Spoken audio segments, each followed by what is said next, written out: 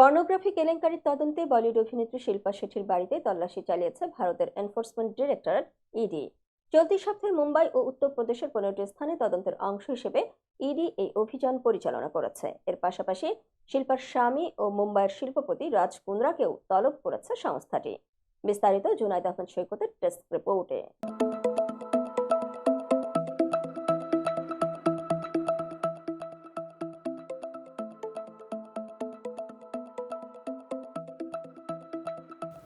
2021 সালে পর্নোগ্রাফি তৈরির অভিযোগে রাজ কুন্দ্রাকে গ্রেপ্তার করেছিল মুম্বাই পুলিশ।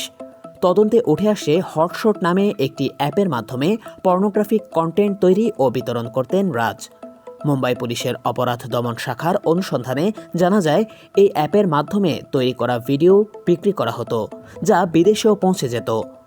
রাজের বিরুদ্ধে মোবাইল অ্যাপের মাধ্যমে এ ধরনের ভিডিও তৈরি ও বিক্রির অভিযোগ রয়েছে। 2021 সালের ঘটনায় 2 মাস জেলে থাকার পর জামিন পান রাজ। তবে তিনি প্রথম থেকে দাবি করে আসছেন, পর্নোগ্রাফি ভিডিও তৈরির সঙ্গে তিনি কোনোভাবেই জড়িত নন, বরং তাকে বলির পাঁঠা বানানো হয়েছে বলে অভিযোগ তাঁর।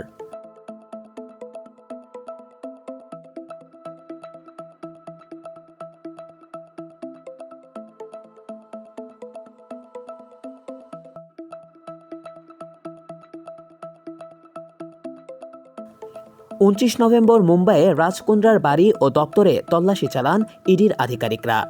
এরপরই তাকে 2 ডিসেম্বর ইডির মুম্বাই দপ্তরে জিজ্ঞাসাবাদের জন্য ডেকে পাঠানো হয়।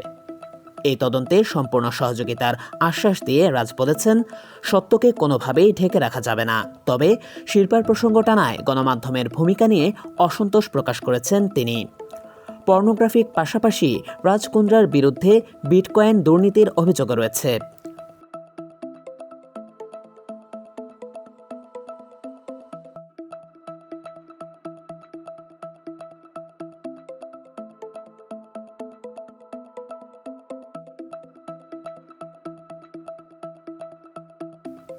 চলতি বছরের শুরুতেই ইডি রাজশিল্পার 98 কোটি টাকার সম্পত্তি বাজেয়াপ্ত করেছিল।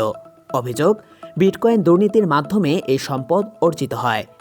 ইডির অভিযানে শিল্পার বাড়ি থেকে বেশ কিছু নথি জব্দ করা হয়েছে, যা মামলার গুরুত্বপূর্ণ প্রমাণ হতে পারে। তবে শিল্পা শেঠি এই তদন্ত নিয়ে এখনো কোনো মন্তব্য করেননি। রাজ সব অভিযোগ অস্বীকার করে বলেছেন, পর্নোগ্রাফি বা আর্থিক তছরূপের সঙ্গে তার কোনো সম্পৃক্ততা নেই। কেন্দ্রীয় সংস্থার তদন্তে তিনি স্বচ্ছ থাকবেন এবং আইনি প্রক্রিয়ায় নিজেকে নির্দোষ প্রমাণ করবেন বলে আশাবাদী। এই তদন্তের পরিণতি কী হয় তা নিয়ে এখন সবার নজর।